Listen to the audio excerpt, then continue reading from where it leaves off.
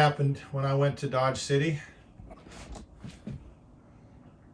I was able to get pictures of Boot Hill, and so the signage is pretty close to what they have there. And actually, I tried to, as best I could, kind of recreate the little hill. You can see in my Flickr, on my Flickr page, which is in my description, there is a album that's just Dodge City pictures, and so you're all welcome to utilize anything in there you can for reference for your own buildings and interiors, and Boot Hill is even there. I found this is a Harry Potter torso that I thought made a really pretty good, just an old West figure. You see a lot of that kind of dress, and in this for a preacher at this point in time. So as you can see, we've got the brown dirt versus the fresh grave, and of course the mourning widow there. And then coming into town here, we got my version of Clint Eastwood. Now this is all Lego. I did change the arm color on that torso. That's an old adventure torso, and I can't remember where the serape, whatever call this, I can't think. I think it came with some figure. And then of course, if you know 2 of the 3 of the trilogy for a few dollars more and a fistful of dollars, let's see, 2 of the 3 trilogy movies, he dealt with gangs and bandits and that, and so here he is, he's stopping the bandits from coming to town. And then come around here a little bit more.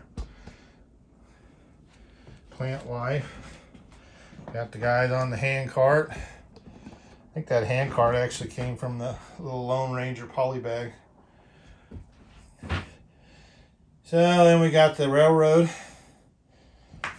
being worked on. Of course, as we all know, we had the Chinese immigrants and the Irish immigrants that very much responsible for us having a railroad, because they were forced to work, and so we owe having an intercontinental railroad to them and all the blood, sweat, and tears that they had to, and the hardships they endured. You got the train magnate and his engineer with the map going over, and of course he's got his foreman / enforcer there, making sure they're doing what they're supposed to. There we go. That's the very first food truck. He's bringing the street corn in for snack. And then we got the encampment. Got the old guy getting chased by the skunk. Just a little bit of frontier guys going on there. A couple of my custom figures that I put together.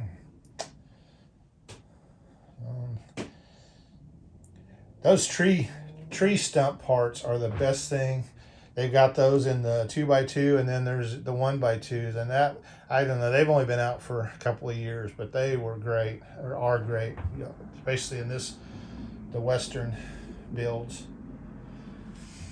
And then of course we got a little Indian war party here that's being chased by a little cavalry scout unit. And this is my version of Fort Legorado. Part of it's I built according to the plans, and then I don't own any of the actual sets, Old West sets. I bought the decal or the stickered parts, and then just utilize my own parts. There's my custom General Custer and the 7th Cavalry. So obviously this is pre-Little Bighorn. And they're coming in bringing reinforcements. Now, the soldier on the camel. In the 1850s, because everything was expanding into the west and it was a lot of desert country.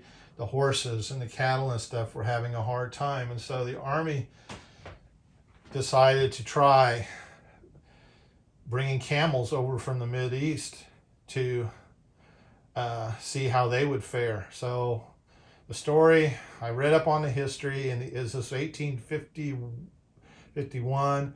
They were brought into down there in Galveston, or no, they were brought in one of the ports there in Texas Gulf Coast and brought to a fort there in western Texas. And there was actually a comedy western made called Humps that hard to find. You got to buy the DVD or rent it. But back in the 70s, movie made about it. But apparently the program, when the Civil War started in 1861, then the program was kind of disbanded and they never revisited it, I guess. But anyway, I thought that was kind of a cool, different twist to add in there to my, since it was desert, and add before it. So back to Fort Legorado. It's, you know, pretty close to the original design. I made it a little bigger and added the jail area, and the walkways are a little bit different than I did. Of course, you got a lot of activity going on. The infantry lined up there.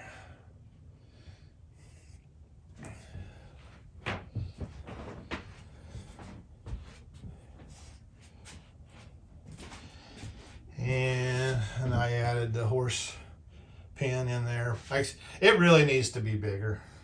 And then my custom headquarters, that's modeled kind of on the actual headquarters out in western Kansas.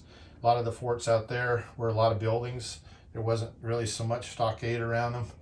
They were just kind of open. And of course, got the different tribes banded together to attack one last go around. I wanted to show, I think earlier I mentioned about my miner making the hole in the cap for the feathers. So I don't know, it seems like a lot of different Western movies I've seen where one of the warriors, he would have one of those top hats, and they would stick arrows in there too. So I thought that'd be cool. All about having variation and a little bit of realism if you can. And then over here, my buffalo herd. Now those buffalo, I spent a year researching, trying to find samples of buffalo, and there was just maybe one or two out there. Now I will say this wedge piece, when I saw it first, that's what made me, I said that's for buffalo. And then I have seen it utilized, another person did utilize it, so I think they turned theirs sideways. But I spent, like I said, I spent about a year researching and trying to find the parts and figure out how to build it. And I came up with this design that I think works very well. And you can do a lot of color variations. And I do sell it, and I have the instructions. So anybody interested, just reach out to me. Of course, we got my John Wayne, one of my favorites, movie Chisholm, and he starts out the movie on a hillside and he ends it up on a hillside, so that's kind of why he's up here. And then I always loved Zorro, and so he was kind of from this time era. That torso is actually a pretty expensive torso. It's a Palpatine Star Wars torso, but that's exactly what I wanted, and so thought he turned out pretty well. And I think I've talked about the Pony Express. There's the fishing hole again. A little bit more desert life, plant life. Like I said, I am going to do a video highlighting what I did on some of the plants and stuff. So please check back for that if you're interested. And I'm always trying to come up with new. There's a really good shot of that one particular plant I was talking about.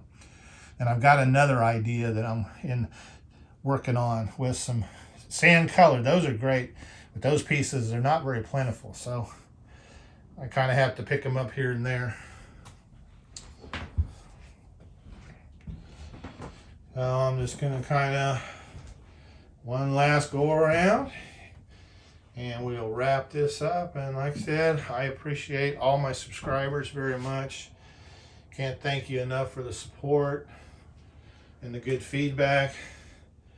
So just please keep on watching. Hopefully plenty of stuff for you to enjoy and any suggestions, and hopefully a lot of inspiration for you. And I know I get lots. Everybody's a lot of great people building Western stuff that I see, and so